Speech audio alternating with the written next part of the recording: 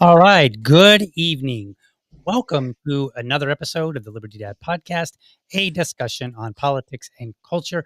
I am your host, DL, America's most objective libertarian. If you're tuning in live, thank you so much for giving me your time this evening. Now, this show was planned for this morning. And as you know, I sometimes have trouble with Rumble, and we were having a little bit of trouble. So we said, all right, let's try this again later. And here we are later. So we are back at it. Today, I'm saying we. What? We don't normally have a we here. Today, I have a guest, Alan Roberts, the MFing COO, as he goes by on Twitter. Now, I will tell you, we normally try to keep this family friendly. Maybe that happens tonight, maybe not. So if you're with your kids, maybe you send them off to the side, and that's okay. All right. We're going to be talking as adults. We're going to talk today about what the state of America is politically.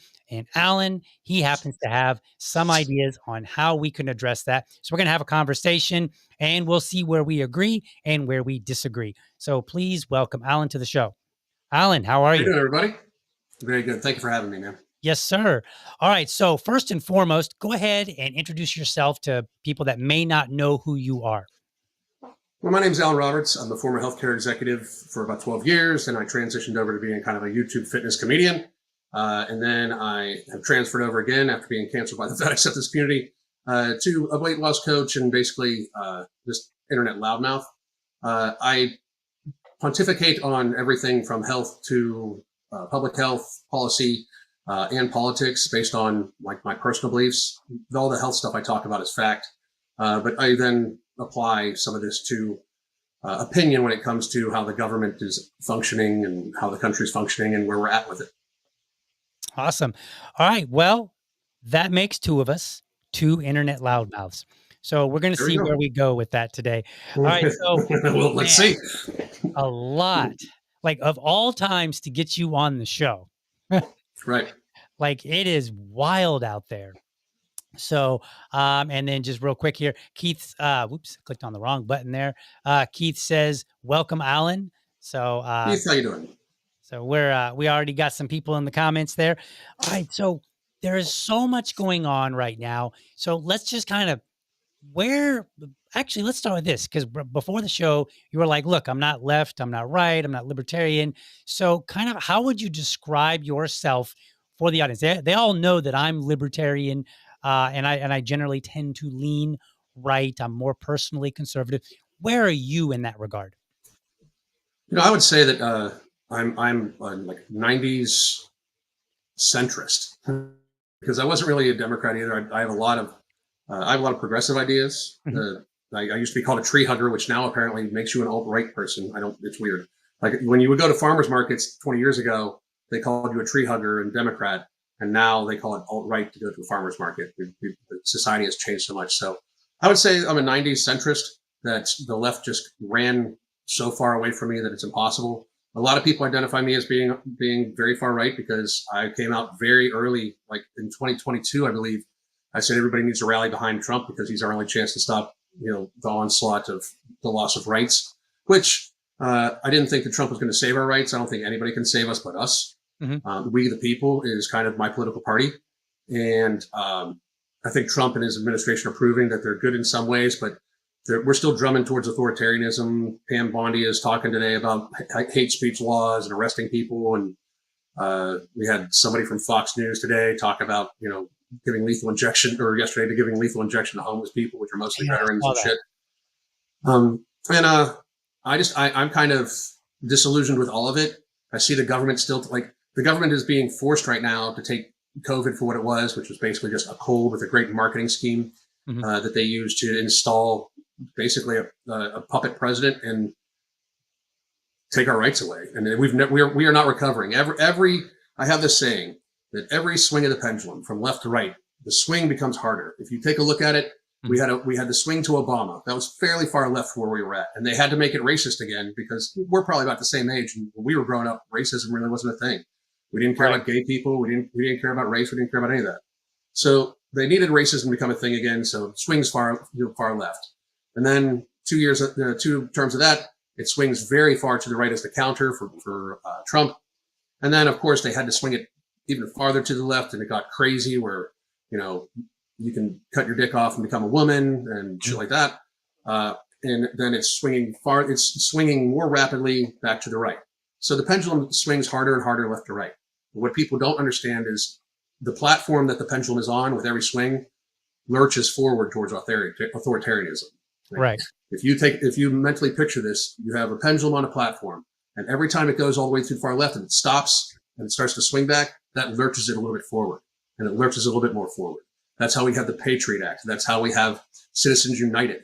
That's how we were able to, Obama set all this to stage by repealing the Smith-Bunce Act, And I just see the government for what it is. The government has facilitated the greatest crime against American people, which is our public health policy. In the last 60 years, since the inception of the CDC, we have gotten sicker, fatter, weaker, more dependent upon the government, and that's for a reason. We should stop looking at our federal government as a method to protect our rights. They absolutely do not. That is literally one of the only functions that the federal government is supposed to have: protect our rights, protect our border. You're a libertarian. Protect our rights, protect our border, and leave us the fuck alone. Basically provide a common defense military. And now they're in every bit of your business. They can spy on you. I don't even believe the government should be able to hold secrets from us. Like think about you own a company, and your employees will meetings behind your back about secrets about you that affect your life, and they're not affect your life and your business. And then they're just going to say you don't have a right to know it. Like, I don't even know how we got here, but part of how we got here is people were complacent, and we have been complacent enough where now they are murdering people for speech and celebrating it. And the Republicans are still sitting down. And don't get me wrong, I'm not calling to violence because that would be illegal. What I am saying is, if you don't fight fire with fire, sometimes you're going to keep getting burnt, and it's going to get worse and worse and worse. And I'm not saying we should do anything physical. I'm not. But I can tell you this: don't burn a flag in front of me. Don't make fun of anybody getting murdered. I don't care if it's Charlie Kirk. I don't care. This man was murdered in front of his wife and children. Right. If you want to make fun of it, I personally know that what might happen to you is against the law, and I might pay the consequences. But it's going to take people to do things like that to change the direction of the country. It's the same adage where they have beaten men down to the point where they will watch a woman get stabbed to death on a bus, and nobody stands up, right? When you and I grew up, that person wouldn't have made it off that bus. Right. Like he wouldn't have made it off that bus, right? And now the world has changed so much. We've just become such a pussified nation that they know they can push us around. I mean, they convinced most of America to take an experimental gene therapy produced by historically corrupt companies and a historically corrupt industry over cold. That's the state we're in. So we need radical change, like radical change. Otherwise, it's just going to keep drumming forward. Right. That's my stances. That's a lot. Let me see. Where do we want to go with that? Let's start with. I'm 47. You don't have to divulge your age, but I'm 47. I'm 54. Okay. And so we grew up relatively in a similar era. And it's interesting that you point out, I think you mentioned it once or twice there, that like things were vastly different. And it's like when I remember when Daniel Penny Mhm, stepped in on the subway. A lot mhm, of people online, a lot of it's hard to tell with accounts because a lot of them are, mhm, anonymous, so you don't know if it's a man, if it's a woman, if it's, an mhm, American, if it's somebody from, India or wherever, what have you.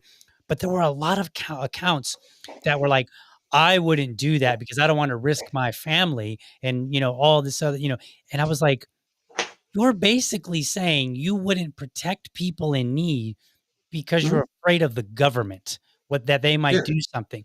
And it was interesting because I followed the Daniel Penny case well enough that right after, before he actually went into court, he was interviewed and he was like, "Yes, I would do this again. That's the right thing to do." And then he went through that all that hell in the court case, and then he got out. He was found not guilty. He won. He got out, and he was interviewed after, and he said, I'm paraphrasing. He said, I would do it again because I couldn't live with myself knowing that I didn't.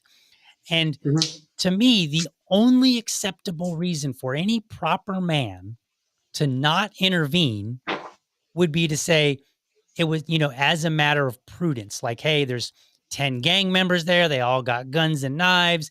It would be unwise for me just to become another victim. Let me go get help. Right. Like I could accept that as an answer. mhm. Although we did have Big Balls who apparently lived up to his name and went and Mhm. confronted people and and he paid a stiff penalty for it, but he did it. So, and it's not the first time I've heard of people, No. intervening when there was, multiple assailants or it was a very serious situation. But it's weird because I grew up with my mother saying, "You protect your sister, you protect women, Mhm. period."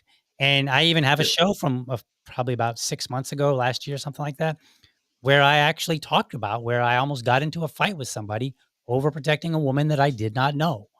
Mhm. So it's just um, like, how do you suppose we got to this place where so many men are unwilling to make even a rational reason for not doing that, but instead they're just like they're like too afraid of the government to help somebody in need. That's crazy to me. So, first of all, the average 20-year-old right now has the testosterone level of the average 70-year-old from like 30 years ago. So, they're a big bunch of fucking pussies for the most part. Uh, Besides that, mainstream media, Hollywood, they've beaten into these people's heads that toxically masculine, like traditional masculinity, is toxic. So, uh, that's basically it. Like you have to, the way I see it, I try to see the whole picture. Hollywood is an extension; it's the publication arm of the government. Like the CIA produces movies, you Mhm. know, and when you have the narrative driven, like that's one of the reasons why the pharmaceutical companies are losing their shit because they might lose the ability to have ads on TV. It's narrative control, right? Mhm. As long as they can control the narrative, well, of course this man did this. It's toxic. That's Right. how they demonize being white. He's a white cis male. So you're saying my skin color that I had nothing to do with, as Mhm. if it's something I should be ashamed of. I don't even like when people talk about being black and proud. I have no idea what you're talking about. You did nothing to fucking deserve that. And I know that people don't like hearing that shit, but you did nothing to deserve it. Mhm. And to think that the country we live in would, basically allow that type of racism against white people has been taught by, uh, you know, very honestly taught by the Hollywood and media for a good on 20 years, especially as soon when they installed Obama. It just gets to the point where these people believe that it's not their business, that we don't protect women. Like it, we talk about this like feminism is the problem. Feminism is not the problem. Feminism was not the problem for a long time. The pussification of men has been the biggest problem. Right. Because here's the thing: women are essential to our breed. We need individual women. We need many of them, right? One man can birth many, many children and keep the gene pool going. We are meant to be disposable. if you look at how we're built, how we're structured, basically the simplicity of us compared to women. Women are very complex hormonally and those sorts of things. And I don't mean their emotions. I mean, we have testosterone. We have a little bit of estrogen and testosterone. Men that are fat have more estrogen because fat is estrogenic, which causes them to be even bigger pussies. But when you look at it, women are complex creatures. We are the warriors. We are the warriors. We are the people that do the hard labor, and we are the leaders in combat. And that's literally historically and evolutionarily what we did. And we did all that to protect women and our families and the family unit. And that has left. Now we fight for oil and fight for government and everything like that. But it used to be that, men protected women no matter who. Any dude that was known to raise his hand to a woman. I specifically remember my dad and his friends. My dad turned 83 yesterday. But I specifically remember my dad and his friend beating the shit out of several guys in public for raising their hand to their wives. And nothing happened to them. Like, I think one of my dad's friends was a cop, nothing happened to them because it was that's the societal norm. And instead of having societal rules and societal law, we have depended completely upon governmental law. And governmental law is decided by the weakest among us, because the weakest among us scream the loudest. Like, for the longest time, people like me and you who want to be independent, like I want to live completely off grid at some point in time. Like, that's how I want to retire. I don't want to have to depend on the government for power, for water, for food, for anything. I don't want to have to depend upon them for anything. But these people are very dependent upon the government. So they scream the loudest. We have historically screamed the softest because we don't need the fucking government, but they do. So they scream the loudest. They help make the policy. And frankly, the government wants you weak. The government wants the population as sickly and weak as possible. Something like 73% of the American population has a chronic illness. That's not genetics. That's not environment. That's poison. That's poisoning. Like, they've been poisoning the American people for decades, and they know it. If you think about it this way, here's why the government can't be trusted. Let's talk about the food pyramid, right? This is into my health world. Everybody knows the food pyramid is complete bullshit. Like, everybody knows if you follow the food pyramid, you are going to end up fat and diabetic. It's not even a question. They suggest 7 to 11 servings of ultra-processed food a day. There are many studies that show that if you take in 20% or more of your total daily calories over a span of 6 to 10 years, with an 8-year median, the increase in cognitive decline is 28%. The increase in executive function of the brain decline is 25%. Executive function of the brain is reasoning, critical thinking, self-startedness, like those sorts of things. Not to mention the deleterious effect it has on their body, and it makes them have either diabetes, hypertension, cardiovascular disease, massive inflammation, makes them more susceptible to colds, those sorts of things. That we know the government has pushed this. The government still pushes this. I mean, even with RFK in, and even though they say they're changing it, it's still being pushed by many portions of the government. The American Diabetes Association doesn't even tell you to stop eating sweets. The American Diabetes Association tells you to just inject more insulin if you become diabetic. So what we need to do is look at this and say, is this purposeful? Because it is either our public health, and government officials have been making the most ridiculous, in-your-face errors about very serious topics, including health, for 60 years, or it's purposeful. And I choose not to be stupid and realize it's purposeful. So so let's go back for a second. You said, and I'm not disagreeing. You said that the testosterone levels in young men, at the age of 20, 22, early 20s, is somewhere around what you might expect at a 70-year-old. Now, if you're, say, 22, I'm going to assume, and because I don't know diet that well, I don't know necessarily health that well, but I'm going to assume that you didn't necessarily make a lot of bad choices per se, or did you? Like, is it a combination of choices and just what's available? Like, how did they get there? Because how do we give back? How do we raise them? Okay. So getting back is another topic that people don't want to hear about, but we'll talk about how we got here first. How we got here is the food pyramid has pushed 11 servings of ultra processed food, and they told parents that it was a good idea to give your children 30 to 60 grams of sugar before you sent them off to school. And then you send off a child off to school with 30, 60 grams of sugar in them. And then the teacher says, you know what, your kid's hyperactive. You should take him to the doctor and have him put on, Adderall or something like that for his ADHD, Instead of the doctor saying, like, well, do you eat a bunch of sugar? Do you feed your kid a bunch of sugar? There's like, here's your Adderall. So now you have the kid on sugar, which processed sugar should be viewed as the same way as alcohol. Processed sugar is an addictive substance that we market to children. Mm-hmm. And I will argue that till the cows come home. You can look at it, compare cocaine and sugar. Cocaine, chewed for hundreds of years as a mild stimulant. They chew the leaves in Colombia, the farmers did. Mild stimulant, has actually good health effects. It has tons of antioxidants, phytonutrients, those sorts of things. But if you take it and you grind it down, you remove all the nutrients from it and you just make it into a concentrated powder, when it enters the blood system, it enters the blood system quickly. It goes straight to the dopamine and pleasure center of the brain. And people will ingest more and more and more of it, even though they know it's having a deleterious effect on their body. Go to sugar. Sugarcane is full of fiber, and basically if you chew on it, it tastes sweet, but you're getting a bunch of fiber and a bunch of other nutrients also. That's why raw sugar is slightly better. Not actually better, but slightly better. So, but if you refine sugar down, you strip away all the nutrients, strip away all the fiber, it becomes a highly concentrated substance that when ingested, it gets into the bloodstream very quickly, goes to the dopamine center and the addiction center of the brain, and then also has deleterious effects on the body. Even though the person knows this and feels this, the person will ingest more and more and more of it because they're chasing that high every single time. People go to comfort foods. Mostly when they're talking about sugar as comfort foods, it's because they're addicted to it. And the government knows this. We don't even talk about it. And by the way, any government official or any doctor that wants to argue this, debate with me about that, I have an open challenge for all that stuff too. But so it's on purpose. They've purposely weakened the population. They have pushed cereal. It is an insane concept to think that we should start our day with ultra-processed foods. Ultra-processed foods are unhealthy for you. They lead to cardiovascular disease, systemic inflammation. They lead to liver disease, kidney disease. There's so many cancers. I mean, it's ridiculous. Not to mention that they help with obesity quite a bit. And obesity is literally the physical state of unhealth. And I know we don't want that either. And the government seems to be convincing people that that's not their fault also. We have government officials saying that it's 80% genetics. Well, once again, me and you are close to the same age. How many people were in your high school were 350 pounds? Yeah, maybe when you graduated. Like maybe one.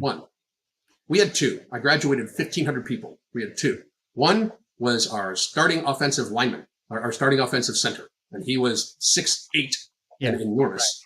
Right. And the other one was clearly a girl who, when you look back on it, unfortunately, when you're young, you don't realize the issues, but you can clearly see she probably had some sort of abusive household going on, and probably some very serious hormonal disorders going on too. Right. So it's not genetics. It's not. And then people say it's environment. Well, that may be true, but people don't understand that beans and rice are literally not ultra processed, and you can get them at every gas station. Mm-hmm. So it's choices. And I know some choices are harder, and I know some people have slower metabolisms. Some people are on medications because they're fat, that if they weren't on, they might not, if they weren't fat, they might not be on, that cause them to have even a worse metabolism. And there's many, many things that factor into it. I will say this. Here's another reason how you know the government wants you sick, how the healthcare industry wants you sick. I recently did a piece on HRT for women. I'm on TRT. I don't know if you are, but I'm on TRT because my hormone levels, I'm 54, they started crashing. And once they got under 500, I didn't feel like a human being anymore. It was a very stark difference. And I'm not on a massive dose. As you can see, I'm not huge or anything like that. But I do have my levels about to 900 now. So basically from when I was in my late 20s, And I feel like I'm in my late 20s. I don't look like it, of course, but I feel like it. I feel you on that. And then, but do you know how hard it is for women to get on HRT? Like we will put women at the age of 9 on birth control, hormonal birth control. The average woman in America is on a pharmaceutical drug for 64 years, while being, on average, viscerally morbidly obese. Because the average woman in 2018 was 5'3.5" inches tall and weighed about 172 pounds, and also had a waist circumference of 38.7 inches. 38.7 inches divided by 63.5 inches. That's a waist to height ratio of 0.601. That's viscerally morbidly obese. And visceral morbid obesity is the most deadly thing. Now, they don't talk about that. They always want to shoot that number of 42% out. But we are a fat country. We are an unhealthy country. This is happening in other countries, but it's happening after us because they're adopting how we eat. And the government knows this. They know it, but we still facilitate it. So women's endocrine systems crash. They eat a bunch of emulsifiers. We convince women to slather endocrine disruptors and cancerous substances all over their face on a daily basis just to be presentable. And then we wonder why they get sick, and then we put them on medications for diabetes. We put them on medications for cardiovascular disease. I have a question for you real quick before I get the rest of it. When you think of a person having a heart attack, like you're watching a commercial and somebody's having a heart attack, is it male or female? Male. Yeah. Women have heart attacks at vastly higher rates than men. They don't say that, because we can't have women be healthy. So women's hormonal health starts diminishing by the age of 35. The average age of perimenopause in America is between 35 and 40, right? Which is, by the way, about 10 years sooner than what it used to be. But I have clients that are 47, 48 years old. And when they go to try to get their hormone levels checked by their doctor to see if they need HRT, the doctor says it's not relevant. Their hormones, they'll be on a hormonal birth control for the majority of their life. But the second they come off of it because they're going through perimenopause, they can't get something to replace their estrogen levels, replace their progesterone level, and even have a little bit of testosterone in them so they can feel like they're in their 20s like I can when I'm on TRT. It's a huge hurdle. And it's on purpose because the healthcare system is not set up for us to be healthy. It's set up for us to be sickly and managed. And that is a government thing too. When you hear the government say, well, trust your doctor, we have the foremost experts on this. The government allows that. They facilitate it. Mm-hmm. Doctors are not qualified to treat metabolic disorder. Doctors are not qualified to treat chronic illness because they don't know where it stems from. They're not taught about nutrition, exercise, getting out into the sun at all. Most medical schools have zero requirements for nutrition. That's insane, right? So, but the government knows this, facilitates this, and even though we have the sickest population in the world, 73% people have chronic illness, nothing's being done because the government wants you fat, sick, weak, and dependent on them. And the pharmaceutical companies don't mind because they profit, and that they'll keep putting the ads in, and they'll keep the politicians in office, and the big food companies, who, by the way, write a huge portion of the nutritional requirements for dietitians. Mm-hmm. Like, so if you do go to our healthcare industries, nutrition experts, their entire education is basically brought to you by Nestle. So when you look at the entire picture, which is what I try to do and have tried to do for years now, it's very clear that not only do they want us fat, sick, weak, and dependent, we are fat, sick, weak, and dependent. There is no way, if the country was full of people like me and you, healthy, brilliant, ready to take risks, ready to just live our life. If everybody was like us, if we had zero, if we had 5%, if we had the obesity level of Japan, do you think they would have been able to tell Americans to not go outside and wear a diaper on their face over a cold? And I would argue no.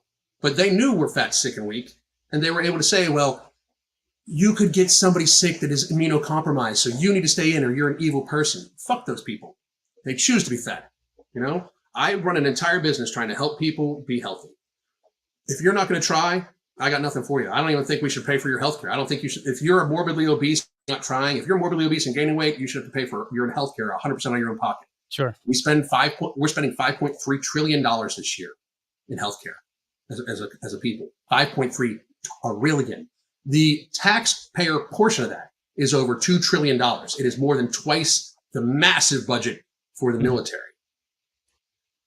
You would think for a country that is $37 trillion in debt and growing, this would be a very serious thing because 90% of this, a good $4 trillion to $4.3 trillion a year, is literally preventable by lifestyle. Mm-hmm. But yet it's not professed, it's not taught about.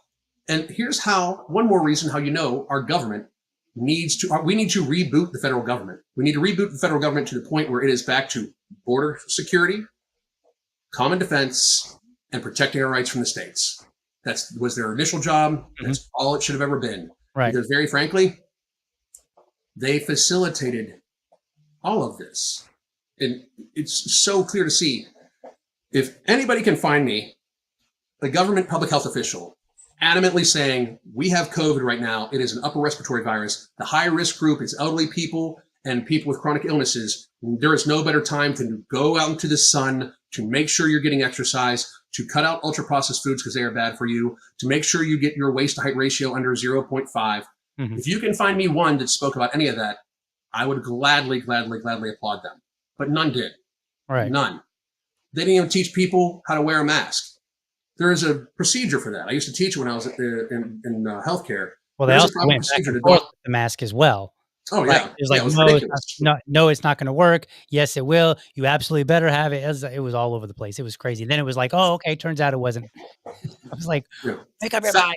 Fauci, Fauci himself said I often wear two masks. Well, you're a fucking idiot then if you do. Right. You know, and the what people were doing, like how you would see Biden, all of them, they would take their mask down and they put it underneath their neck. That is how you infect people. Like Right. the problem with wearing masks, what people don't understand, is you are going to get infected at a higher rate because it is basically a sponge holding all the bacteria that you're expirating and viruses you're expirating, and then it's gathering the front. It gets moist and it mixes together like a petri dish, and then you inhale that shit. It's just moronic, and it the government, the federal government under Trump, made it so that if you spoke out against any of that, they would literally almost destroy your life.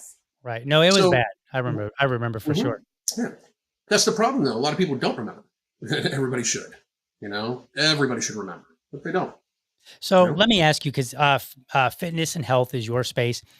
It's something that I have researched because just because I had some problems when I was younger, and I spent like a Mhm, decade researching and trying out different diets, and I finally learned a bunch about health and mhm, fitness just for my own personal benefit.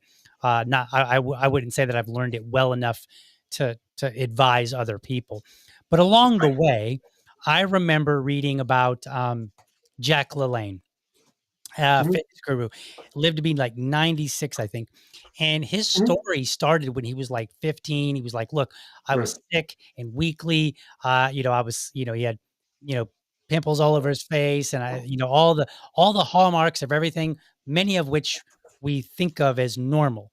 And then Mhm, he was like, he radically changed his diet, and then he started exercising on a regular basis, and he at least lived to 96. So mhm, that's pretty solid. Like, and he was yeah. like, and some of the things he did along the way, like at 70 years old, swimming with like 70 boats tied to him and crazy stuff. Mhm, Uh, yeah.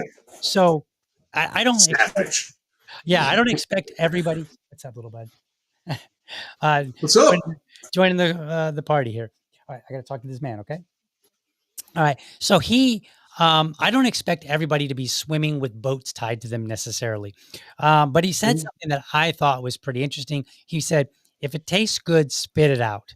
And he would like, and maybe that's a bit extreme, but he ate like healthy food. Like, how's that saying go? Um, Eat food, not too much, mostly plants, something like that. Somewhere mhm. along that line. And then he exercised. Are those 2 things, do you think, sufficient? Just those 2, eating well, exercising. Would that really make a dramatic change by themselves, just those 2 things for our country? Absolutely, of course, 100%. If we just got rid of ultra processed foods Mhm, in their entirety, like you didn't eat it unless it came out of the ground, like mhm, grew out of the ground in its raw form, like corn, tomatoes, mhm, uh, you know, any vegetable, any fruit, any berry, and and you killed it for meat. If everybody ate like that and exercised for an hour a day and kept on their feet, we wouldn't have these issues. I mean, you have to think about the population. And one of the reasons why the population in 1920 was vastly different in physical composure than we are now, 100 years later, is because they didn't have that many ultra processed foods. It was a very rare thing. Even I'm sure for you, like I remember when I was young, going to McDonald's was like a once a month thing. It's like if I want to track meet, I went to McDonald's. But otherwise, that it was just not really a thing people did. Fast food was, we knew it was junk, but we ate it right. anyway because it was That's just a treat, right? And That's the wild thing, man. Mhm, I remember growing up, and I would be like, "Mom, I want a McDonald's," and she'd be like, "That's not healthy." And so it was kinda like you got it as a treat somewhat. mhm, We definitely didn't get it, even, maybe once a week at best. But she mhm. would say it's not healthy. And then today, it seems like people, like, this common sense, they seem perplexed when they go to the store, and I mean, I think I'm a smart guy, but when it comes to diet nutrition, I don't think that I have any special knowledge. I'm just like, eat the perimeter and very limited within Yes. the aisleways. So that's the sad part. It doesn't need to be super complicated, right? Like if you eat a vegetable and a meat Mhm. at most of your meals, not only are you going to probably stay pretty healthy, but you're not going to be hungry. I mean, because that's the big thing. A lot of ultra processed foods, especially sugar, processed sugar is a hunger engine. Like you ingest it, it goes into your blood system very, very quickly. Your pancreas spits out a bunch of insulin. So you're hyperinsulinemic, and basically that is very bad for you. That's how people get insulin resistance. But also, then it's causing you to look for more because you have so much insulin in your system that your blood sugar gets a little lower. That's why you get the sugar crash, and then your body's seeking out more of that. And they know this. Like all that's the thing. You know, uh, I was trying to help people lose weight. I was out of the healthcare industry before COVID hit. But once COVID, and I tried to stay very out of politics. But once COVID hit, I was like, "What are we doing? Like, what are you people doing? This is insane, right?" And my thing was like, get healthy, do what you need to do. I was like, but I'm not going to be afraid of a cold when I'm in perfect physical condition. It's just not happening, right? Mhm. And it was the fear mongering of like, well, you may not be afraid. Again, as I said before, but somebody else could die. Frankly, and people don't like for me to say this. The people that died during COVID are the people that do the dying. Nobody, the high risk group was exactly who the high risk group is always going to be for new upper respiratory viruses. Just about elderly and fat people. You guys are fucked. You fuck yourselves. The fat people, elderly people, you're just kind of fucked. And if you're very, very healthy as an elderly person, this is going to be a cold for you too. I mean, a 90-year-old that goes for walks every day and is out in nature and walks their dog and has conversations and has friends is very different than a 90-year-old that's in a bed. Uh, it's just this thing where if they wanted us healthy, we would be healthy, Right. but they don't. And nothing can convince me about it. And when I saw the public health officials how they were acting, I was like, I looked right at my wife and I said, they're going for it. And by they, I mean the elites that own our government, by the way. So It was a very frustrating time because, I don't know how much of this show you're familiar with, but what I try to do is I heavily research everything that I talk about mhm, to the best of my ability. And I remember right, during COVID, I would download when they initially would have, the week to week data that you right, could download. And I think it was after Italy blew up.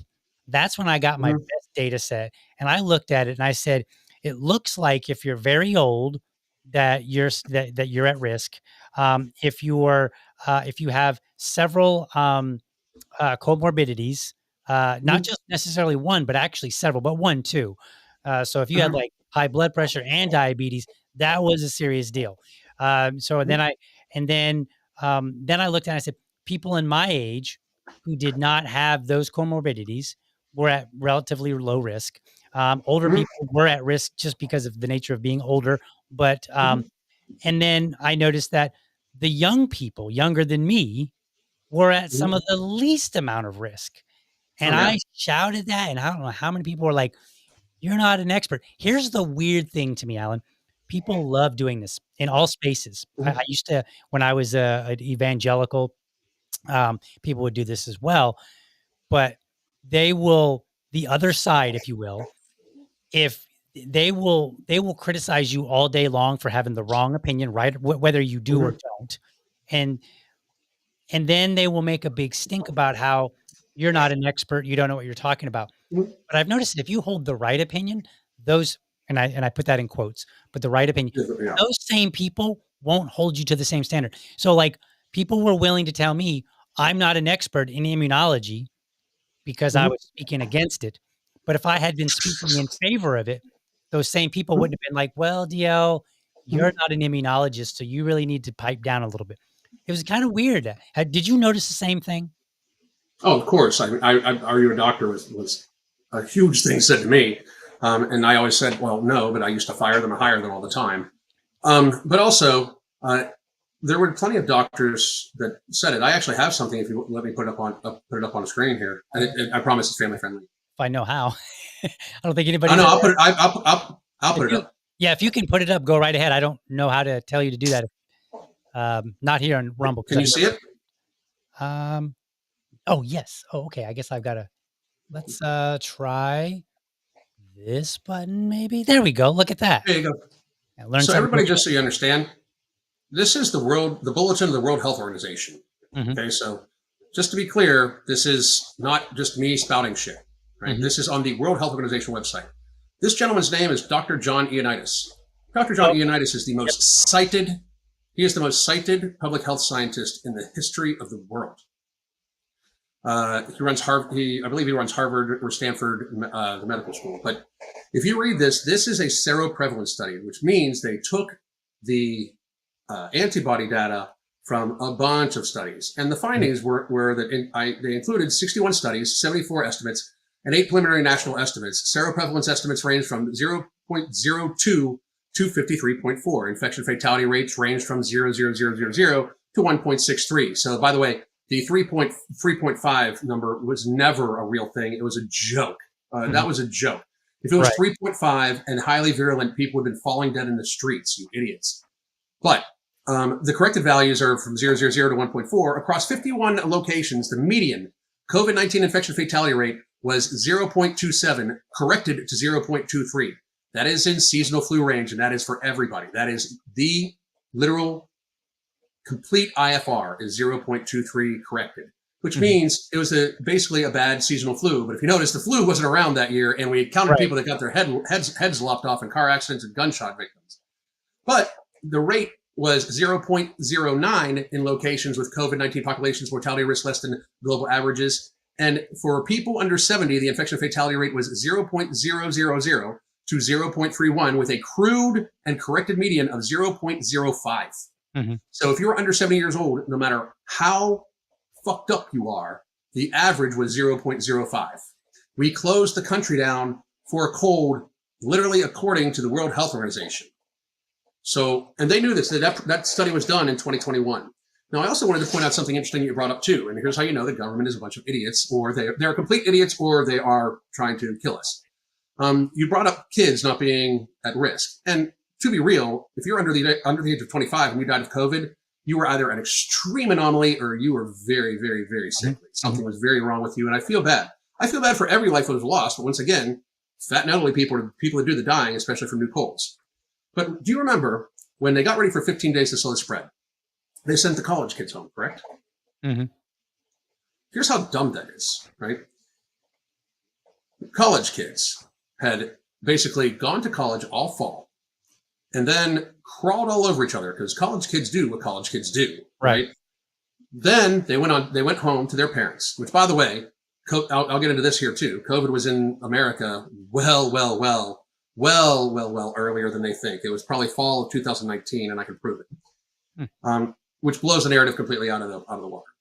But so they go home to their elderly grandparents and middle-aged parents, give them whatever colds they caught from crawling all over each other.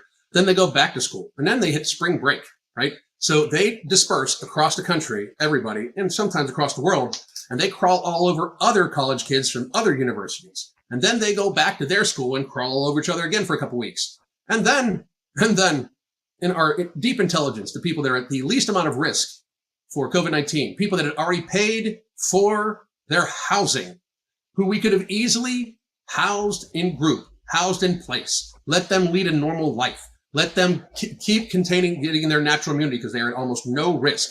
We send them home to their middle-aged fat parents and their elderly grandparents as a dispersal method. It was one of the most moronic. That's when I knew that they were trying to get the numbers up. There was effort put into it to get the numbers up. So that's a dispersal method. It's moronic. I would argue with any public health official in the world about that. Sending college kids home was literally one of the either dumbest things possible or one of the most maniacal things possible when you have a novel virus. Now, COVID-19 was in the United States by fall of 2019, and here's how you know. And they know this. This is factual studies. In 5 different locations across the nation, blood samples from blood donations from December 13th or before proved positive. Out of 7,000 samples, 108 of them, I believe, from 5 different states proved positive for COVID antibodies. Not 1, not 2, not 3, 108 of them from thousands of miles apart. Okay, completely different states. in December 13th of 2019. For antibodies to build up, it's anywhere from 3 to 7 weeks, considering the way antibodies form in your body and how the gestation period for COVID-19 is, right? So that puts that at the earliest or at the latest somewhere in mid-November, right? Mm-hmm. However, they're thousands of miles apart. So they caught it from somebody, each individually themselves, at the area that they were at, right? And these are only the people that got blood samples. So very honestly, if you take 7,000 divided by 100, was the spread for basically the population in the United States already. So you take a look at it again. Since they got that from some people, you go back 3 weeks because they're symptomatic. They give it to somebody, 3 weeks later. You go back 3 weeks, and now you're at, basically late October, mid-November, and then they likely caught it from somebody themselves. And now we are at early fall, early October, late September was when COVID-19 entered the United States. Factually, it's like to deny it, which is wild to me that people still do. To deny it denies factual reality literally about COVID. So we are either to believe that COVID was highly virulent, highly infectious, and somehow made it into 5 different states in population, thousands of miles apart. But it was not. It was only in America in January, whatever that they said, the lie date that they say. Now, here's the important part about that. What a lot of people don't understand, there is a mathematical equation called Farr's law. Have you ever heard of it? I have not. You like looking stuff up? Look up Farr's law of pandemics. Okay, Farr's law of pandemics basically says that a pandemic starts a new novel virus, and this is mathematically figured from all the pandemics in history. There is the wave. This is where they got the wave stuff from, right? We're going to get another wave. We're going to get another wave. The first wave is always the most deadly because most people have, because there's not a lot of people that have immunity, although probably a good 50 to 80% of our population had some sort of at least T-cell immunity because COVID-19 is 80% genetically related to actual coronavirus. So the first wave spikes very, very high. Then it's going to be the sickest people we're going to get, basically. And I will remind everybody that if you don't remember, in 2019, everybody was sick. There was a wicked, wicked, wicked cold going around, right? So it spikes, it goes down. And then the second wave was the wave that not only did we freak out about, but we locked down after the peak of the wave. It was already coming down. Mm-hmm. That's why deaths fell so quick and they had to switch to cases. As soon as they switched to cases, you knew it was bullshit because people, please pay attention.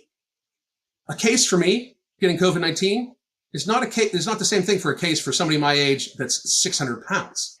A case for you is not the same as a case for a 90-year-old. You know, who's getting it? Because a case for me getting it is a good thing. I develop natural immunity. It's robust. I have immunity to all basically all the variants that would come from it, which is another lie our health officials told us, because very frankly, they started saying that people that were unvaccinated were causing the mutations, which is insane. Mutations happen because of a evolutionary responsibility, right? If I develop natural immunity, I have robust immunity, meaning I am not going to get infected again. It doesn't need to it's not going to try to evolutionarily get around me. I am reducing the R, which is basically the infection rate, right? But the COVID gene therapy, which, by the way, it's not a vaccine, it's a gene therapy. But the COVID gene therapy suppresses symptoms. It does not suppress it does not suppress infection or transmission. It is basically a leaky therapy. And leaky therapies are the ones that actually cause variants. And there's all the evidence to point to that too. There's a reason why I am so boisterous about this public health. I have even written a book called It Was Never About Your Health, the COVID Pandemic. And doctors stay very far away from debating me on it because it is not debatable. Unless you want to disagree with literally the World Health Organization, as I showed. Mm-hmm. And if you disagree with the World Health Organization, they're the ones that told us to lock down, which is insane because they're an evil entity to begin with. But go ahead. I'm sorry. I'll keep rambling. So you got to cut me off. No, you're good. So what I want to get to, because I know we're getting close to our time here, and I got to go take care of my little one here in a minute. But so we have COVID here, and the response was poor. The way like government did their thing, people kind of just took it for the most part. They didn't challenge back. Like I was actually surprised that churches of all places were so compliant, because I was like, I remember growing up in church, and it was like, you thought about the idea of somebody trying to tell you you can't go to church, and I was like, no way, we're not going to let. But they Mhm. sure did, right? And I'm not trying to beat up on Christian folks if you're out there. I'm just saying, like, Mhm. as far as a group of people, I was kind of surprised by that. So we have COVID. We know for a fact, and we've known that for anybody that was paying attention since like at least 2022, probably 2021, maybe even earlier.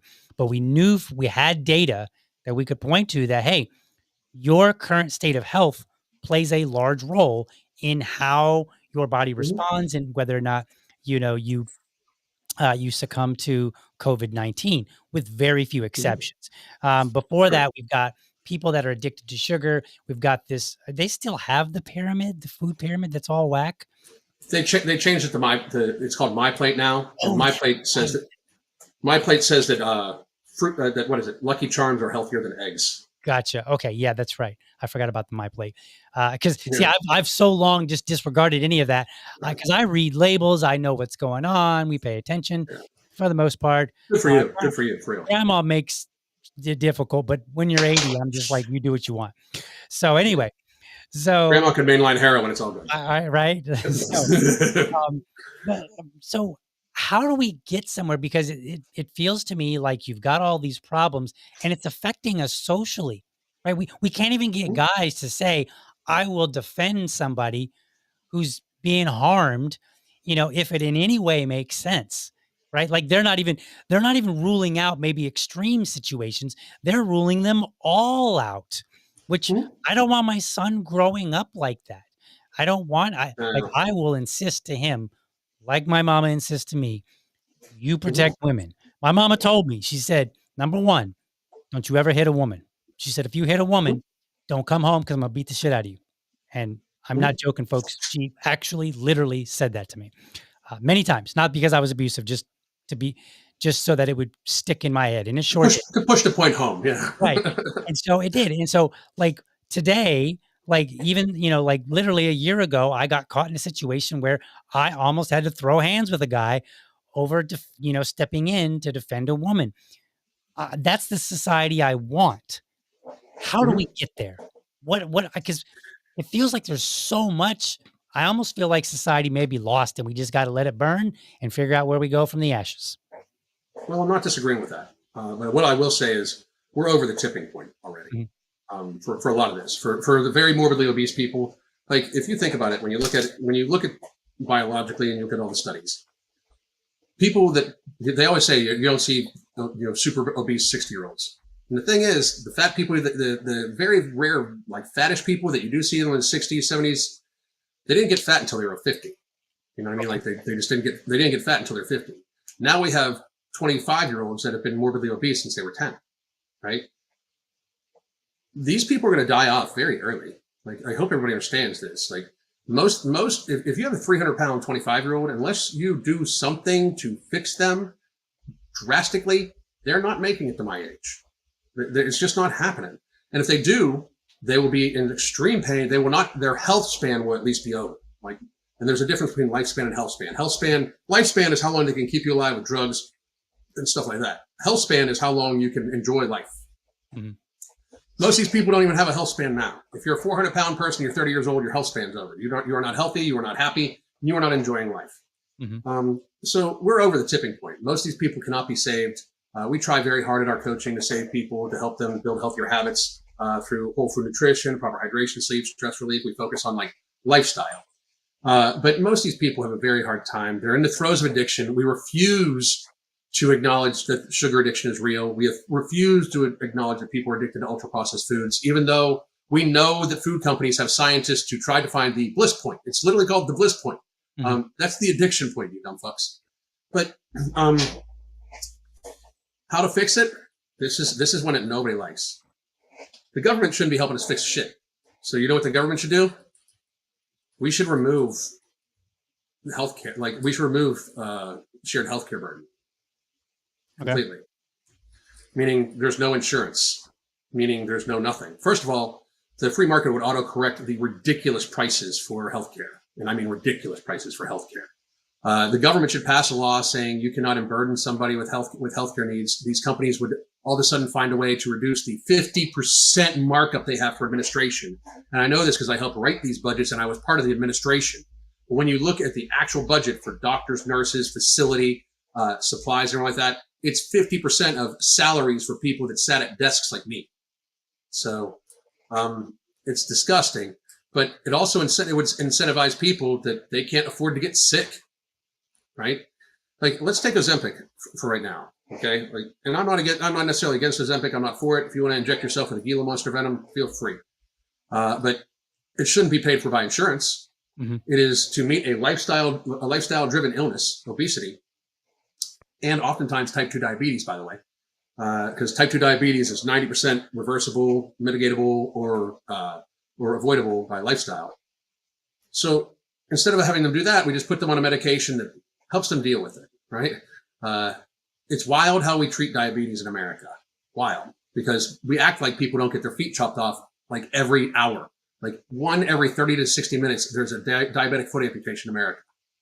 Think about that. But we treat illness like it's just no big thing.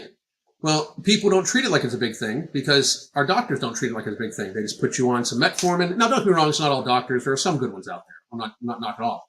But the allopathic, Rockefeller-based healthcare system is not meant to cure anybody. It's meant to keep you sick and managed, you know? But if we stop that, if we took that away, if we incentivize people to be healthy because they cannot afford to be sick, they would all of a sudden not be able to, one, afford a massive amount of food that they are eating, and two, they would make changes because they couldn't afford to be sick. They wouldn't be subsidized with it. And many people then say, well, like, what about elderly people? Like, all right, I'm all for it. 70 years old. If you are not fat, we'll start covering your insurance. If you're fat, no. Like, I'm all for like even having healthcare insurance. I am. But let's do a cutoff at waist to height ratio of 0.65. 0.6 is morbidly obese by waist to height ratio. Let's do 0.65. That way, if somebody hits the 0.6, we give them a little while to, adjust. But that's just not going to happen because we live in too soft of a fucking society to ever even contemplate that shit. People want universal health care instead. Universal health care would give these companies and the healthcare industry a blank check to write to themselves. It would literally be $10 trillion a year. Very quickly. It's unsustainable. We cannot have the sickest population in the world and give everybody free healthcare. It's just absolutely not sustainable. As it is, technically, we borrow money every year to pay for our healthcare tax-wise. Mm-hmm. That is not an actual long-term strategy. So we need to put the responsibility back on the people of America. And another thing people don't like when I say that I'm going to say, we need to start letting natural selection naturally select people again. We just do. If you are not going to participate in your own healthcare, you are likely going to die young anyway. But we shouldn't have to subsidize your care while you're killing yourself. If you sit on your ass and eat McDonald's 5 times a day, refuse to get any exercise, refuse to get good sleep, and refuse to do anything like that, I don't see any reason why my healthcare insurance rates should have to go up because you refuse. I just don't. I don't see why our taxes should go to that. If you are not going to participate in your healthcare, there's no reason why we should have to actually support yours. That's my thoughts. That's good. How to get America healthy again is to hold people accountable. I agree. And in here, I'll add to your point. That would be not an active action against people. Just saying, no. Hey, I'm withdrawing my support simply because you are not supporting yourself, right? Exactly. It's almost, and I tend to make religious references, but it's almost like, God takes care of those who take care of themselves, kind of an attitude, right? Like, hey, I'm willing to help if you're willing to put the effort in. And that makes total sense to me. I'm totally on board with the idea. Now I'm probably right along with you. Pull all the funding, pull all of that.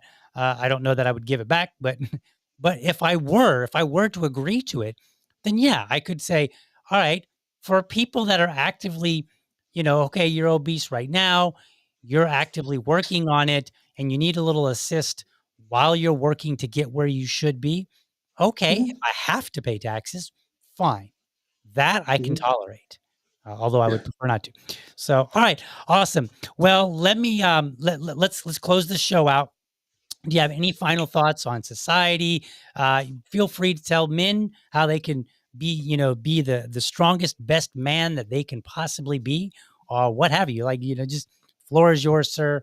Let them know what's Well, for men, lift heavy shit, be aggressive, and don't let anybody make you feel bad for it. Protect women every chance. You should risk your life to protect a woman. Period. And if you're too scared because of the consequences, you're not a man. I know that upsets people, and that's fine. But the other thing I got to say, and I say this all the time, and people can take it however they want, but society will continue to suffer for what we allow. And if we allow people to try to threaten our lives because of words we say, we are going to suffer from it. If we make sure they understand that that is not fucking acceptable to shoot somebody over their words, that it is not acceptable to hurt somebody because of what they think, to try to destroy somebody's life, then it's time for both sides to take up the same tactics and see who comes out on top. And society will continue to suffer for what it allows. awesome. Good words there, sir. I appreciate you joining me. I'm going to put you backstage while I close out the show. If you got to go, you got to go. That's fine. If you want to stick around, we can chat for a moment afterward. But I appreciate. Well, I do got to go. I do got to go. But I tell you this: thank you very much for having me. I appreciate it. It's nice for somebody to actually let me speak my piece. But also, I really appreciate you because I'm kind of a variable people don't normally want to have on their shows. I appreciate you taking the risk. So thank you very much for having me, and to everybody that watches, thank you very much. I appreciate it. Absolutely. Thank you, sir. Have a good one. All right, folks. You heard the man. Get out there, lift heavy stuff, defend women, eat healthy. Right? That's your answer. Go do it right now. In fact, that's what I'm going to go do. I'm not going to go lift heavy stuff. I'm going to go eat because I'm hungry. Reminder real quick, tomorrow morning, I'm going to have on another guest, Mason Shoemaker. He is with the Florida College Dems. He put out a statement immediately following the Charlie Kirk shooting. And he said, hey, we condemn political violence. And then he saw something that I had posted on Twitter and he was like, hey man, I'd like to be on your show. I got a lot to talk about. And I was like, all right, well, let's do it. Because I told you, what was it? Monday? Yes. Monday. I told you guys, in the spirit of Charlie Kirk, I'm going to try to reach out more to people that I may or may not disagree with. Maybe I disagree with their delivery style. Alan can be rough around the edges. That's all good. No shame there.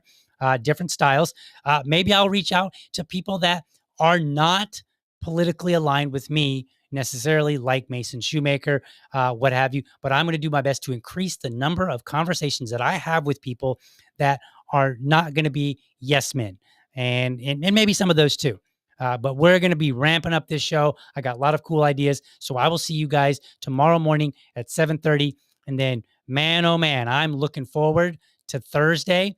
I'm going to be talking about this cancel culture. I've got some thoughts on it. Might surprise you in some areas, and in other areas, I might not surprise you so much. But hopefully, you will enjoy it and learn a lot. So, with that, I'm going to head on out for tonight. I've got to go and have some dinner, some good, healthy dinner. So, I will see you guys tomorrow. All right. Where's the, what do we, there.